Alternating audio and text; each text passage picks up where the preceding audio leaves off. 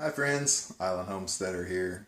So today is the day our kombucha has been brewing, fermenting now for about 10 days.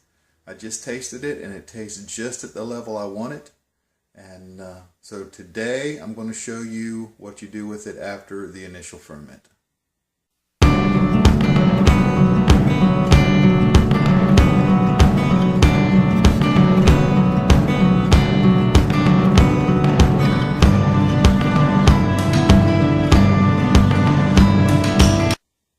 So here is our jar of kombucha, and believe it or not, that's what it's supposed to look like. That's the SCOBY there on top. You can the white that you see is the new layer of SCOBY that it grew making this ferment. You can see the bubbles along the top. There's been some carbon dioxide release, so there's been fermentation going on in there. And as long as when you look down in there you don't see colors, no bluish looking mold, no green mold, red mold, anything like that. This white, filmy, yucky looking stuff is normal. That's what you expect to see. So like I said, I've tasted this, and when you taste it, what you want to taste is, well, you're going to ferment it to your taste. The longer, the healthier it is for you. You definitely want to go at least past 7 days. Before you start tasting it. You don't want to taste any of the sugar. You don't want it to taste sweet, because you want that bacteria and that yeast to eat the sugar up in there and get that out of there. So I'm at the stage where I like it. Like I said, 10 days is just about where we like it, so I'm at that stage. So now what I need to do is get the SCOBY out. I'm going to pour it through a filter, and then we're going to put it in bottles, and I'm going to show you how I flavor it. Now remember, all of this equipment has been cleaned with hot soap and water, not antibacterial soap, just regular, I use Mrs. Meyer's dish soap. And then everything has been rinsed with vinegar, including my hands. No antibacterial soap, Mrs. Meyer's hand soap, and then I wipe my hands really good with vinegar and let them air dry. You don't want to introduce any molds or any bacterias into any of this, because we're actually going to ferment this a second time in these bottles to give it flavor, and I'll show you how we do all that. So I'm going to take the SCOBY out of the jar that we brewed the kombucha in, or fermented the kombucha in. Set it here in this. Mine's a little dark. Like I told you in the first video, I used to make kombucha with a little bit of hibiscus tea, and that added to this color, but that's okay.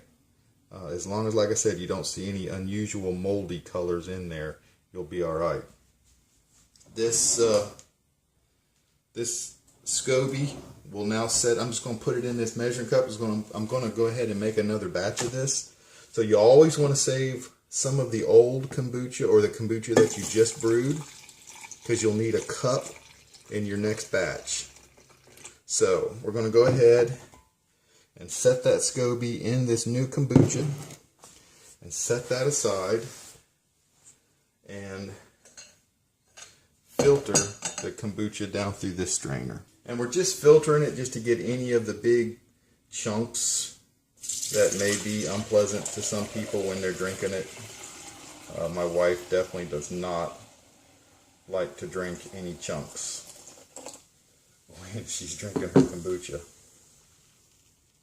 So there's really not much in there. There may be a couple little pieces you probably can't pick up on the camera, but see the foam? This has already started to carbonate some. Now the benefit of a second carbonation is that we are going to flavor the kombucha, and you can flavor it with most any fruit or herbs that you want, or fruit juices. You can either use juice, you can use whole fruit. I'll be using mango juice, and you can buy any mango juice as long as it's 100% juice, no preservatives, nothing like that in there. Just make sure it's 100% juice, and that's what I'm going to flavor mine with today. And the other benefit of a second fermentation is, like I said, it flavors the kombucha, and it also carbonates the kombucha. So it'll be like a soda. It'll be very fizzy and very carbonated. And in this first ferment, we let the carbonation out. We left the top, we put the coffee filter over it and we let the carbon dioxide escape. In a second ferment, we're going to trap the carbon dioxide and force it into the liquid so it's a fizzy drink. And that makes it more pleasant to drink. So let me show you how we do that. Okay, the juice I'm going to use today is just this Bolthouse Farm Amazing Mango. It's 100% fruit juice, and that's what we want to double check. You got to make sure it's 100% fruit juice. Check your ingredients. There's no preservatives. There's nothing been added to it. And I got this idea for flavoring the kombucha this way from Blake Kirby at the Daddy Curbs channel. And if you don't watch him, I highly suggest it. Very entertaining, very educational. And this is his recipe for doing a second ferment. And what we're going to do is put a 1/4 cup of this fruit juice in our 16-ounce bottles. But these are the jars I'm going to use. These are 16-ounce bottles with those resealable, I think they call them Grolsch type lids. I bought these on Amazon. They weren't very expensive, a half a dozen of them or so. I think I've got one broke. And I got a couple making vanilla in them right now. So I'm going to use some of those, a couple of those, and I got a couple of these glass containers. These we bought some kind of tea in at a store to drink. So these are only 12 ounces, so they're a little bit less. So I'll use a little bit less juice in that, but a 1/4 cup of this juice and these bottles, and then we'll pour the kombucha up on top of it. Shook the juice up really well to make sure it's all mixed up.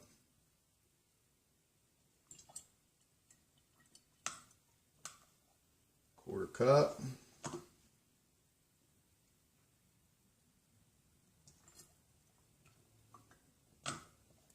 Cup.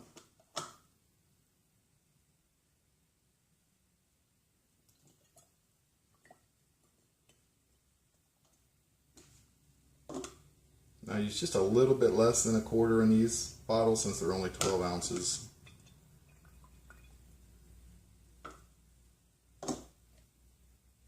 And what's going to happen now that you're adding this fruit juice and adding the kombucha to it is that the natural sugar in the fruit is now going to be used by the yeast and bacteria in the kombucha to do a second ferment. And like I said, that's where we will get our carbonation. Alright, so we'll just add the kombucha now to the jars.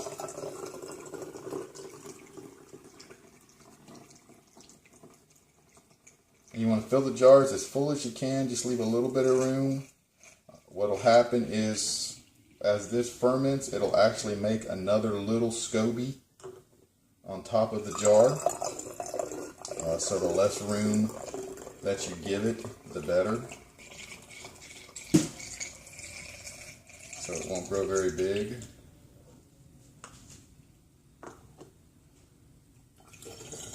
These brown bottles are hard to see where you're at in there. I bought brown ones because initially we used them for making vanilla, and you needed to keep that out of the sunlight a lot more so than kombucha. I think it's full.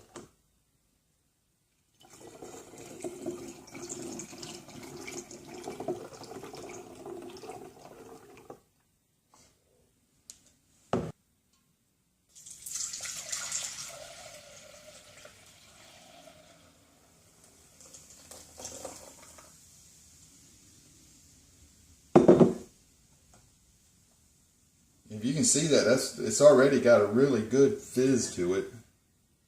So there's already been a lot of carbonation. But this is going to really increase that.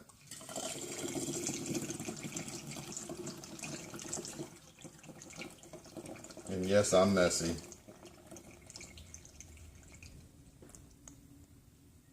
Messier than normal. Alright, now what we'll do is, now that we have our kombucha in these jars with the fruit juice, is that these will now set out again on the counter. You don't want to refrigerate them yet. We're going to set them on the counter and let them go through their second fermentation. Like I said, this will flavor it and carbonate it. And you don't want to set these, this would be just like setting the initial kombucha in the, where you want to set it to ferment. You don't want it to be in direct sunlight, fairly warm, but not hot. Somewhere that it's not going to be disturbed. And you're going to let these sit for anywhere from 2 to 4 days. You'll start to see, especially in these clear jars, you'll start to see the carbonation come up in the jars. The bubbles starting to form in there.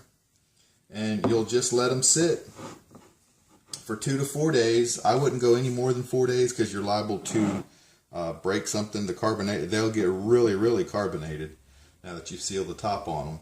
So I would check it at 2 days, maybe 3 days, and see, but I wouldn't go any longer than 4 days. And always do it in something that's glass. Don't do it in any kind of plastic container. So we're going to let these go now. We're going to let them just sit out here for probably 3 days. 3 days is about where I think I like them. We'll now let these sit for about 3 days and do a second ferment. And in 3 days, I'll come back and show you the finished product. All right, guys, again, if you're not making your own kombucha, I really encourage you to. If you're not drinking kombucha, I encourage you to. And like I said, making it yourself. You can make this gallon for, gosh, pennies. Each one of these jars is just going to be pennies, where this is, a jar this size of kombucha at the store is $4. I just looked yesterday at the grocery store when I was in there. So make this stuff yourself, man. It's a whole lot better for you. It's a whole lot cheaper, and it's super, super easy. So if you have any questions, let me know. I'll be back with you in 3 days, and we'll taste the final product. All right, guys. Thanks for watching. God bless.